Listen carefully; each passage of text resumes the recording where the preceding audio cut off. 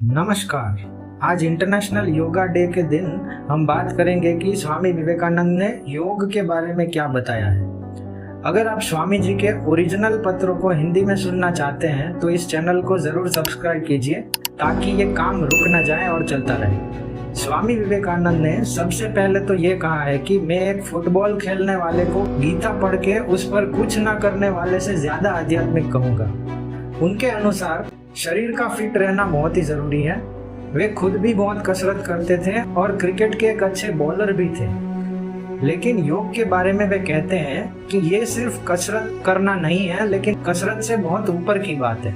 उन्होंने 4 योग के बारे में बताया है: राजयोग, कर्मयोग, ज्ञान योग और भक्ति योग। राजयोग में मेडिटेशन की प्रैक्टिसेस करने के बारे में सिखाया है, जो कि पतंजलि योग सूत्र के हिसाब से होना चाहिए। कर्म योग के बारे में वे कहते हैं कि दूसरों के लिए निस्वार्थ सोच से किए गए हर कार्य जिसमें हम अपना 100% देते हैं वही कर्म योग है। वे कहते हैं कि जिंदा वही है जो दूसरों के लिए जीते हैं, खुद के लिए जीने वाले जिंदा लाश से ज्यादा और कुछ भी नहीं। ज्ञान योग के बारे में वे कहते हैं कि जो विचार विवेक बुद्धि से किया जाए वही ज्ञान योग है। उनके अकॉर्डिंग कोई विचार गलत है ही नहीं, हमें सिर्फ लोअर सत्य से हायर सत्य, मतलब लोअर ट्रुथ से हायर ट्रुथ की तरफ आगे बढ़ना है, और यही विवेक बुद्धि है। वो विचार जो हमें ईश्वर की तरफ ले जाए वही विचार हाईएस्ट विचार है, वही कर्म हाईएस्ट कर्म है, और ऐसा जीवन जीना यही ज्ञान योग है।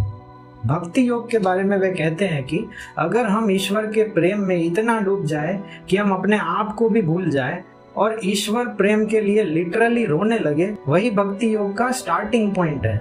इसके बाद ईश्वर बहुत दूर नहीं है। बाद में स्वामी जी यह भी कहते हैं कि हर एक जीव में अगर हम ईश्वर देखने लगे तो चाहे वो गरीब इंसान हो या एक पेड़, और उन सभी के अंदर बैठे ईश्वर को हम उतना ही प्रेम कर सके जितना कि माँ अपने बच्चे को करती है और एक लड़की अपने लवर को करती है, तो यही भक्ति योग है। फाइनली स्वामी जी ये कहते हैं कि इस युग में हम किसी एक योग को नहीं पकड़ सकते। इन चारों योग के बीच हार्मनी रखना ही इस युग की डिमांड है। अगर हम दिन की शुरुआत ध्यान से करें तो ये हो गया राजयोग। फिर ईश्वर की पूजा करें, उनके लिए प्रेम से रोते रोते थोड़े कीर्तन करें या गाने गाएं, तो ये हो गया भक्ति योग। फिर पूरा दिन हम अपना 100% देके दूसरों के लिए कर्म करते रहें, तो ये कर्म योग हो गया। फाइनली शाम को ईश्वर की आरती भक्ति योग हो गया, और रात को सोने से पहले ध्यान करना ये हो गया राजयोग। इस तरह चारों योग का समन्वय रोज करना, यही स्वामी जी का सभी के लिए आज के दिन का इम्पोर्टेंट मैसेज है। आप इस वीडियो से क्या समझे इसे कमेंट बॉक्स में जरूर लिखें। अगर वीडियो अच्छा लगा तो सभी के साथ शेयर कीजिए, चैनल को सब्सक्राइब कीजिए। धन्यवाद।